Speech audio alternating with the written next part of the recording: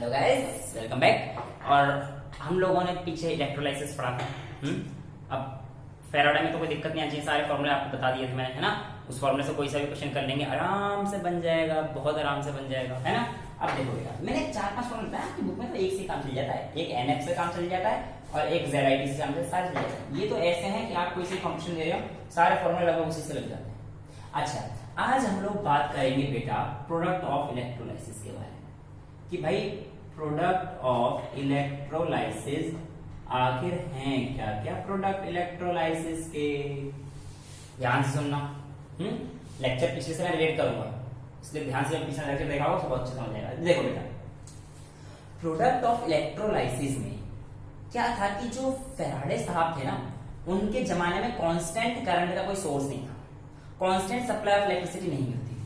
तो उस टाइम क्या था, एक ही चीज थी, कूलोमीटर मिलता था भाई। ये स्टैंडर्ड उसी समय का एक सेल हुआ करता था।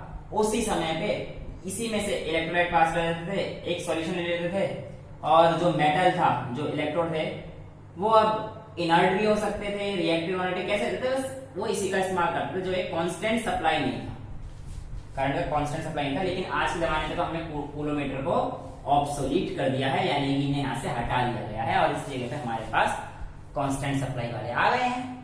हाँ जी, अब कांस्टेंट सप्लाई कैसे दी जाएगी, ये तो बहुत जरूरी है, बहुत जरूरी है। देखो बेटा, सबसे पहली बात तो आपका इलेक्ट्रोड पर प्रोडक्ट क्या बन रहा है, इस बात का पता किससे लगेगा, यानी कि what are the factors that are affecting the product on electrodes, है ना।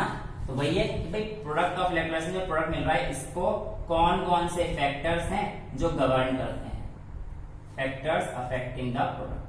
तो देखो बेटा, सबसे पहला है nature of electrode, very important. Nature of electrode का कैसा है, इस बात से मेरा मतलब है कि जो आपने इलेक्ट्रोड लिया है, जैसे कि पिछली बार मैंने कॉपर लिए थे, आपको याद है, दोनों ही कॉपर के थे, ये इनर्ट है या रिएक्टिव है।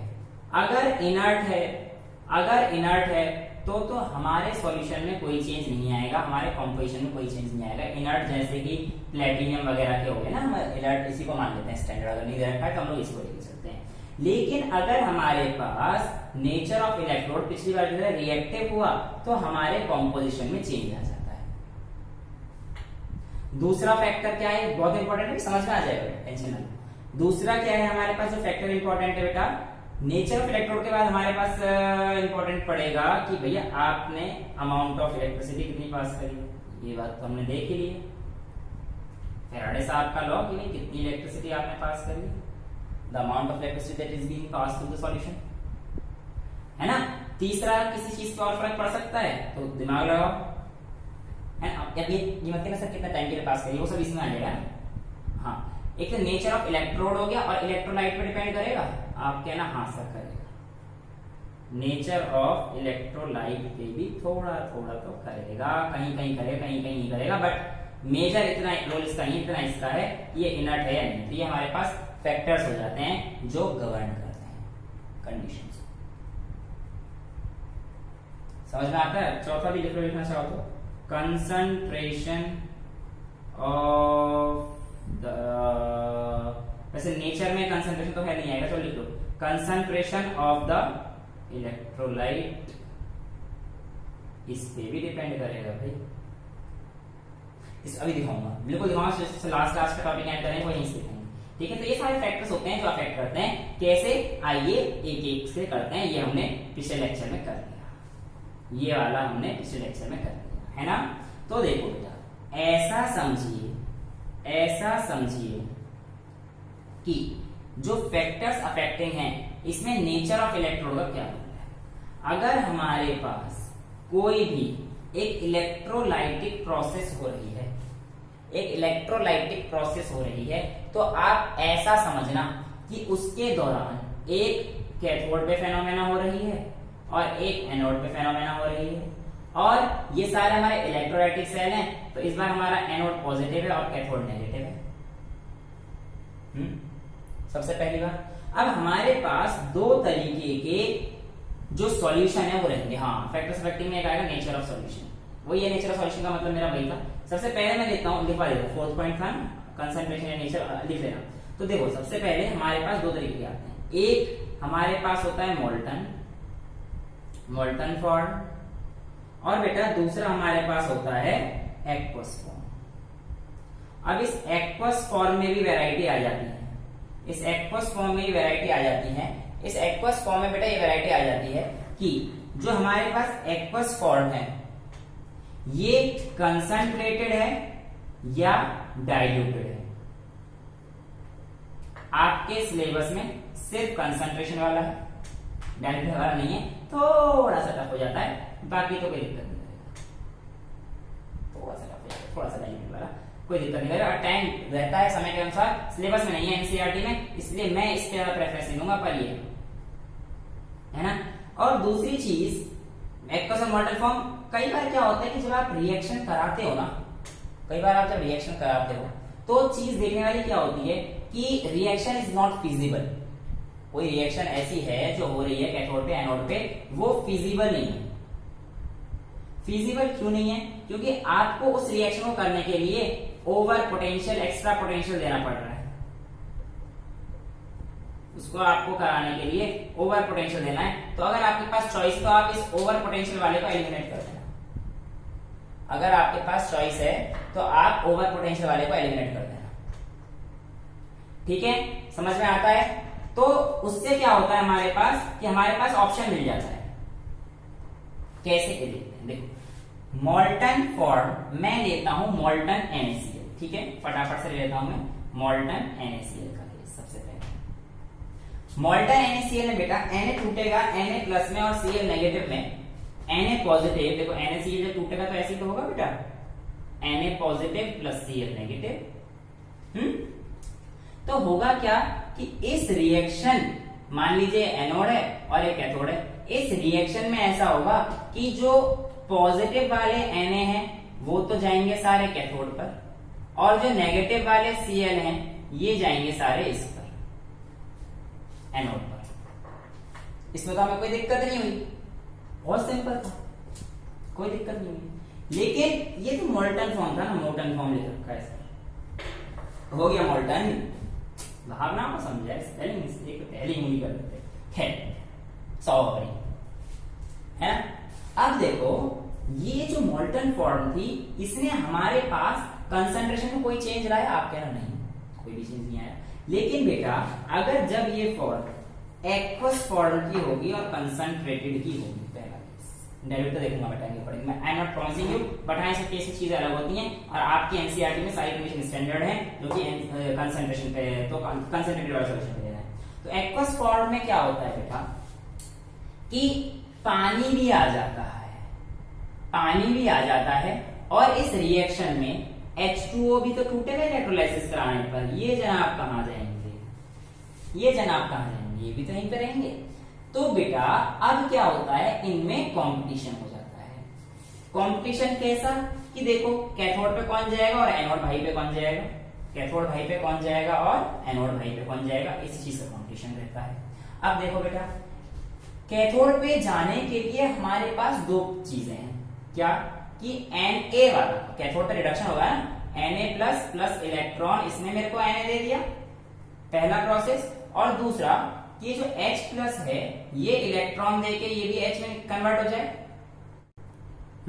ये H में कन्वर्ट हो रहा है। अब इसको बैलेंस करना है, इसको बैलेंस करना है मैंने। अब बैलेंस कैसे करेंगे बेटा, देखो ये H बैलेंस करना क्यों है, क्योंकि हमारे पास ना ये H2 फॉर्म में मिलता है नेचर में, तो हम लोग H से H में नहीं जा सकते, इसलिए हम इसे हाफ कर दें। आपकी मर्जी से 2H प्लस प्लस 2 इलेक्ट्रॉन लेके H2 लिख लो, उससे कोई फर्क नहीं आएगा, बाद में ओवरऑल रिएक्शन बैलेंस होगी। तो ये हमारे पास दो प्रोसेस है जो कि कहां जाएंगी, कैथोड पे जाएंगी। अब इन दोनों में से कौन जाएंगी, अच्छा एनोड पे भी लड़ाई है, एनोड भाई साहब पे भी लड़ाई है। एनोड भाई साहब पे क्या लड़ाई है, Cl नेगेटिव, देखो ना Cl नेगेटिव चाहेगा Cl प्लस इलेक्ट्रॉन, है ना, Cl negative loss of electron से Cl बनाएगा, लॉस ऑफ इलेक्ट्रॉन Cl बनाएगा। और दूसरा हमारे पास क्या होगा बेटा H2। अब देखो इसमें ऐसे समझ लो कि OH negative plus OH negatives, OH negatives gives OH plus electron। ये हमारे पास ऑक्सीडेशन हाफ वाले में हो रहे होंगे, है ना, ये हमारे पास ऑक्सीडेशन हाफ में हो रहे होंगे और ये हमारे पास रिडक्शन हाफ में। अब इन दोनों में से कौन सा जाएगा? सबसे पहली बात बेटा, इसके लिए रोल प्ले करते हैं SRP टेबल का, स्टैंडर्ड रिडक्शन पोटेंशियल टेबल का। उसे मैंने आपको बताई थी ना, ऊपर से नीचे जाएंगे तो जो आपकी एनसीईआरटी के अकॉर्डिंग, एनसीईआरटी की टेबल थोड़ी उल्टी बना रखी है एक्चुअली, तो उसमें नीचे वाले जो है वो कौन से दे रखे हैं? ग्रेटर रिडक्शन पोटेंशियल वाले, है ना, और ऊपर ग्रेटर ऑक्सीडाइजिंग पोटेंशियल वाले। तो ऐसा समझना कि जो हमारे पास रिडक्शन हाफ है, इसमें उसको रिड्यूस कराएंगे जिसका रिडक्शन पोटेंशियल ज्यादा होगा, जिसका रिडक्शन पोटेंशियल ज्यादा होगा। अब Na का होता है बहुत हाई होता है, शायद 2.91 या 2.7 देख लेना कितना होता है ना, माइनस, और हाइड्रोजन तो स्टैंडर्ड है तो 0.00, ठीक है, तो ऑब्वियसली इसकी वैल्यू ज्यादा है। तो यानी कि हमारी ये लड़ाई तो खत्म हो गई, किसको हम लोग कराएंगे, तो उसने कह दिया कि H+ को कराएंगे। तो H+ रिडक्शन पोटेंशियल का ज्यादा होने की वजह से कैथोड पे हमारे पास जो रिएक्शन आएगी वो कौन सी आएगी? H+ plus electron gives 1/2H2। अभी H+ कहां से आया है बेटा? H2O से ही तो आया होगा ना, क्योंकि हमें ये बात तो पता है कि जो हमारे पास H2O है ये जब टूटता है तो H+ प्लस OH- में देता है, तो मैं ऐसे भी लिख सकता हूं H2O plus electron gives 1/2H2। बात तो वही है, H2O से मैं वही किया है, भाई मेरे को तो ये दिखाना है ना कि जनाब हमारे जो हाइड्रोजन गैस आई है कहां से आई है, पहली चीज समझ में आती है। अब इन दोनों की बात करते हैं। अच्छा, यहाँ पे भी ये होगा कि Cl फॉर्म में एग्जिस्ट करती है, तो ये भी 1/2 Cl2 कर देना, ये भी गैसियस फॉर्म में, ठीक है बेटा, इतनी समझ में आती है। अब क्या हुआ कि जब हमने इसको कर लिया तो देखा गया, अब यहाँ पे हमने किसका लिया? जिसका रिडक्शन पोटेंशियल ज्यादा है, और ऑक्सीडेशन हाफ में उसको लेते हैं जिसका रिडक्शन पोटेंशियल कम है, जिसका रिडक्शन पोटेंशियल कम है। देखने पर मिला कि जो हमारे पास OH का 1.23 है बट क्लोरीन का 1.36 है। तो कायदे और नियम कानून के अनुसार तो हमारे पास OH को जाना चाहिए था, लेकिन OH का नहीं होता। होता किसका है? Cl का। क्यों होता है बेटा? क्योंकि इसका वैल्यू भले ही ज्यादा है और एनोड पे वो जाती है, एनोड पे पॉजिटिव आ जाएंगे, नेगेटिव तो एनोड पे जाएंगे, तो हाँ जी सर बिल्कुल जाएंगे। तो बेटा ये रिडक्शन पोटेंशियल कम ना होने के बावजूद इस ऑक्सीजन के लिए हमें ओवर पोटेंशियल डालना पड़ता है, एक्स्ट्रा सोर्स डालना पड़ता है, जो कि फिजिबल नहीं है। और लेक्चर के स्टार्टिंग में बताया था मैंने आपको, अगर ऐसे आपको चॉइस मिले तो आप इसको एलिमिनेट। कंसंट्रेटेड के केस में पहले ध्यान रखना, मैं कंसंट्रेटेड आपको कुछ ना दे रखा हो तो कंसंट्रेटेड मानेंगे। मैं चेंज इसलिए कह रहा हूं क्योंकि डाइल्यूटेड हो जाएगा ना, डाइल्यूटेड NaCl का सॉल्यूशन हो जाएगा तो OH ही जाएगा, तब बता रहे हम, गलती ना कर दे। हाँ, इसलिए आपकी बुक में ये है, शांति से दिमाग में रखें। अच्छा, अब ये जाएगा तो हमारे पास ठीक है, कोई दिक्कत नहीं, ये हमारे पास आ जाएगा, ये नहीं जाएगा, इसका रीजन समझ में आ गया। लेकिन वाटर की ना आपको जो दे रखी है, मतलब इसकी भी जो है आपको जो दे रखा है वो ऐसे नहीं दे रखा, उसमें क्या दे रखा है आपको? H2O की टर्म्स में दे रखा है यार, वो कर लेना, उसमें कुछ भी नहीं है। 4H+ प्लस इलेक्ट्रॉन 4 इलेक्ट्रॉन, ये एक्चुअल में क्या है ना, हम लोग लिखते हैं ये, अब आप कहां से आया थोड़ा सा डिटेल हो जाएगा, छोड़ दीजिए ना। तो आप ऐसा समझो ना कि जो हमारे पास दिखाना होता है कि ऑक्सीडेशन कैसे हो रहा है, तो हम लोग ये वाली इक्वेशन यूज करते हैं। बैलेंस कर दें इसे, 4H+ है तो इधर हो गए 2 और हो गए balance, 2H2O gives O2 plus 4H plus 4 electron, ठीक है ना। तो ये हमें दिखाई गई है, पर रिएक्शन वास्तव में यही हो रही है, वास्तव में तो यही आती भी इससे डेराइव करके, छोड़ो उसकी कोई दिक्कत नहीं है। लेकिन हमें जो दिखाई गई है बुक में ये दिखा रखी है कि भाई ये रिएक्शन हमारे सामने साफ स्पष्ट नजर आती है। अब पहले तो बताओ कि कोई दिक्कत तो नहीं है रिएक्शन में, कोई दिक्कत तो होनी चाहिए। अब वाटर से हमें OH प्लस इलेक्ट्रॉन मिल गया ना, कहते भी सकता हूँ ना कि मेरे को ये OH जो है मेरे को ये भी तो वाटर से मिला है, जैसे वहां पे इलेक्ट्रॉन मिला है। कुल मिला के जो नेट ओवरऑल रिएक्शन होगी, जो नेट यहाँ पे मिटा दूं, ठीक है, मैं यहाँ पे बेटा लिखता हूं नेट ओवरऑल रिएक्शन। देखो, ओवरऑल रिएक्शन के दौरान मेरे पास NaCl था, NaCl था सबसे पहले, जो कि Na positive plus Cl negative में टूटा है। तो Na पॉजिटिव प्लस, नहीं ऐसे नहीं sir, NaCl gives Na positive plus Cl negative. पहला केस समझ में आता है, पहला केस समझ में आता है। दूसरे केस में जब मेरे पास कैथोड पे गया तो कैथोड पे H2O साथ है, H2O gives H plus plus OH minus. और जब मैं इधर आया तो मेरे पास Cl था और H2 के हाफ H2 मिला ना, तो ये H2O gives H plus OH minus में, जो रिएक्शन है ना वो लिखनी होती है बेटा, 1/2 H2 और OH, है ना।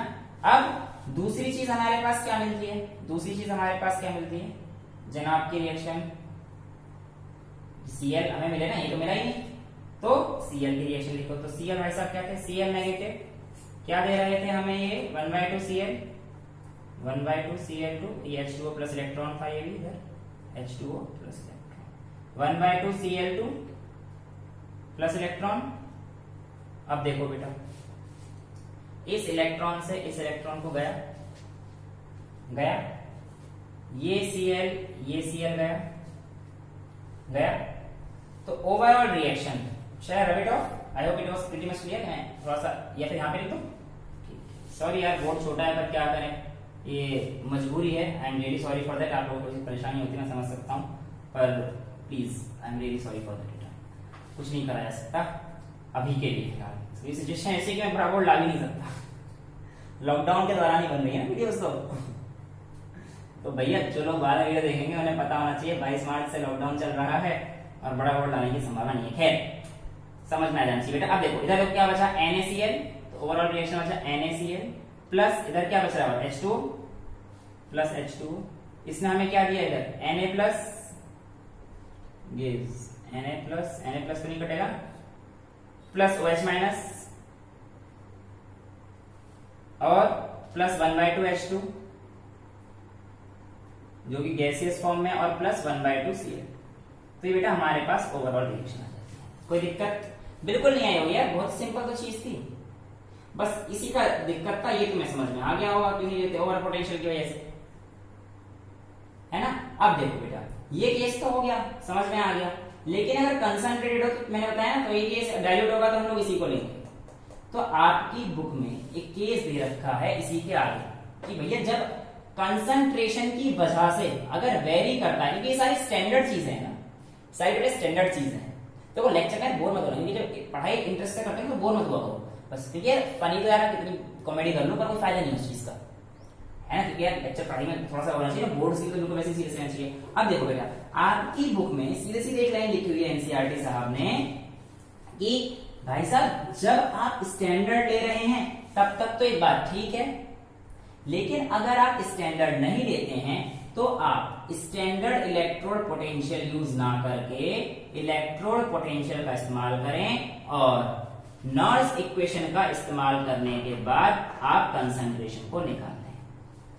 ठीक है, इसी के तौर पर हमारे पास जो चीज आती है उसमें कहा है कि जब आपकी H2SO4, जब आपका हाइड्रोजन सल्फेट, सल्फ्यूरिक एसिड है, कंफ्यूज हो रहे हो, ठीक है, सल्फ्यूरिक एसिड हो गया, जब ये एनोड पे जाके कॉम्पीट करता है ना, तो कॉम्पिटिशन तो हो रहा था, ये बात तुम्हें पता पड़ गई, यहाँ पे भी कॉम्पिटिशन हो, यहाँ पे कॉम्पिटिशन हो, जीतेगा कौन, ये बात पता पड़ गई।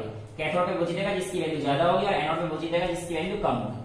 ठीक है, अब H2SO4 के केस में क्या था कि हमारे पास ना दो वही चीज हो रही थी, जैसे H2O का केस था तो दो चीज हो रही थी कि भाई H2O क्या कर दे रहा था, O2 plus 4H plus 4 electron, है ना, 2H2O था, ये था हमारे पास। अब एक रिएक्शन तो ये पॉसिबल थी एनोड पे, और बेटा दूसरी रिएक्शन जो पॉसिबल थी वो थी SO4 2 नेगेटिव थी, SO4 2 नेगेटिव थी, तो क्या दे रहा था H2O8 2 नेगेटिव प्लस 2 इलेक्ट्रॉन, ऐसा। ठीक है, ये बैलेंस कर दिया मैंने। अब क्या था कि जब तक नॉर्मल कंडीशन है, लोअर कंसंट्रेशन है, तब तक तो ये रिएक्शन फेवर होगी, तब तक तो ये रिएक्शन फेवर होगी, बिल्कुल ठीक बात है। लेकिन जैसे ही आप कंसंट्रेशन बढ़ा दोगे सल्फ्यूरिक एसिड की, तो भाई साहब ये रिएक्शन ना होके NO पे ये रिएक्शन होती है। उस लाइन का मतलब ये है जो आपकी एनसीईआरटी में आती रहनी चाहिए, मतलब इस टॉपिक के लिए जो आती रहनी चाहिए उस लाइन का मतलब ये है। ठीक है, कोई दिक्कत? फेराडे समझ में आया, प्रोडक्ट ऑफ इलेक्ट्रोलाइसिस समझ में आया? नहीं आनी चाहिए? कोई भी दिक्कत है कमेंट बॉक्स आपका ही डाल दो, मैं कोशिश करूंगा उसे सॉल्व करने की। कोशिश तो बिल्कुल करूंगा, है ना? आपका डाउट क्यों रहने दूंगा यार, है ना? कोशिश तो जरूर रहेगी कि मेरी सॉल्व हो जाए। ठीक है, I hope the lecture was pretty much clear to you यार। Till then, bye bye, take care, thank you so much, love you all। NCERT की रीडिंग जरूर करना, ठीक है? Bye bye, take care, thank you so much।